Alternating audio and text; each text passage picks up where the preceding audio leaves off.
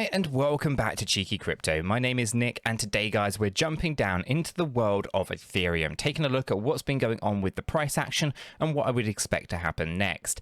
As I get into this video, if you find it useful and informative, hit the like button. I really do appreciate that. If you happen to be new to the channel, then why not go ahead and subscribe, tap the bell, select all notifications, and in doing so you will be kept up to date with absolutely everything that we do here at Cheeky Crypto. Now if you haven't yet joined us in Discord, the link is in the description down below. It's a fantastic community talking crypto 24/7. It's completely free and I don't think you'll be disappointed by what you find down there, so why not go ahead and check that out today. And if you are looking for a little bit more from the crypto space, in the description down below you will find links to our Patreon services where we offer a lot more for our Discord members down in the Discord server. So why not check that out as well. And also in the description down below you will find a link to the new Cheeky podcast as well. Fantastic way to stay up to date with absolutely everything crypto on your daily commute to the office. All right, guys, let's waste no more time though. Let's jump right down into this, right? So Ethereum paired up with USDT on the hourly chart. Binance is the data source here. Now, we actually were looking yesterday and trying to figuring out, where was wave one likely to go down to? Were we going to drop down lower than $1,043 and confirm that, there is no more upward directional move? And I think ultimately that has come in here. We've dropped down lower than 1,043. And obviously we were talking about a bounce upwards, right? So if I grab hold of this wave one, just put this down at the bottom here now, we were talking about this little move here. Now, because our targets have changed a little bit, we'll just go ahead and recap where this actually should be now. If I grab hold of that low point, I'm just going to adjust this, right? So actually the higher end target actually comes in just up here on this resistance line. So I'm just going to go ahead and just pull that up there.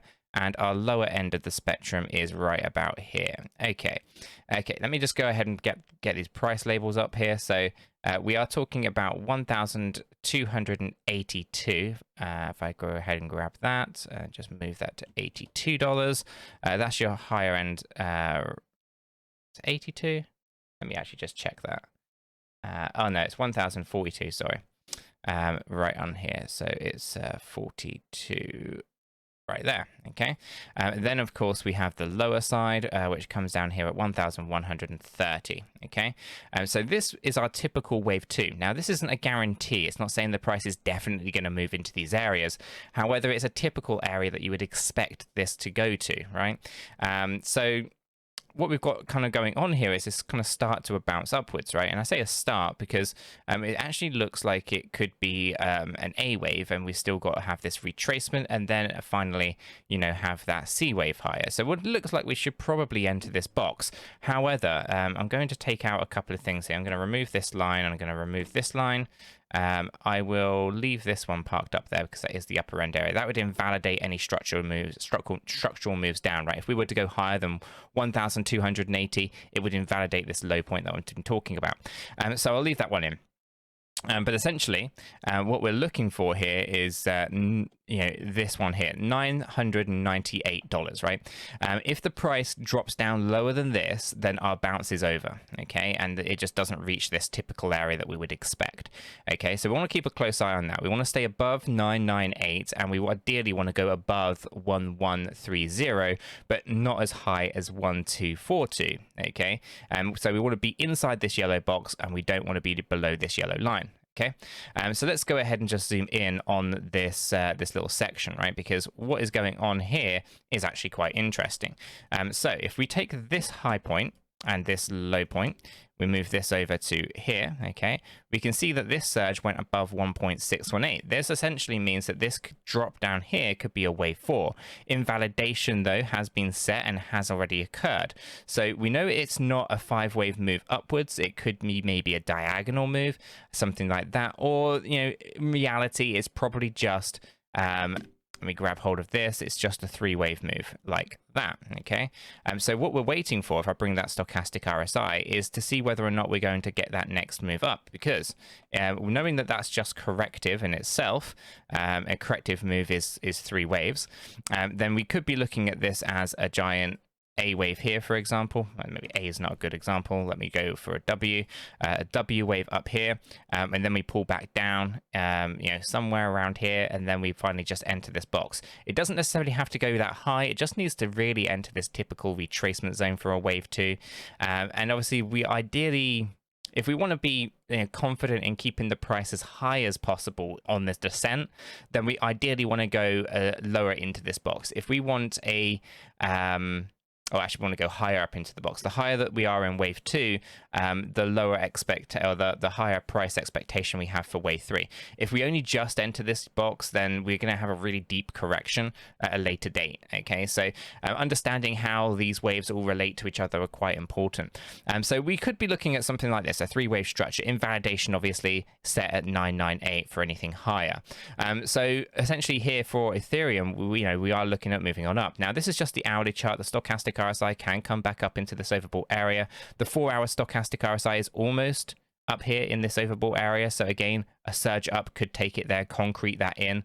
The 8-hour barely has really moved. So, we could see this move up, take that 8-hour stochastic RSI a little bit higher, and then, of course, get ready for that next drop to the downside.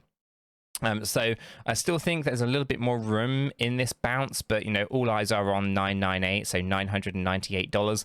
Anything lower than that basically means it's over and we're dropping on down. Okay, so knowing that that's the kind of momentum behind the price, knowing all of those kind of things, what would actually that look like? So let's hypothetically say we've already reached our bottom area here. If I grab hold of this entire movement, move that over to the current low.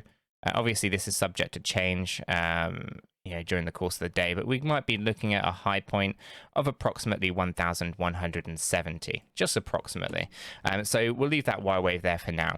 And if that is to happen, and then our wave 2 were to go to here, then of course we can start to predict out where our wave 3 is likely to go. So we can grab hold of our movement here. We move this over to the top of this Y wave here at 1,170, and then straight away we can see that our wave 3 should enter this little yellow box down here at $782.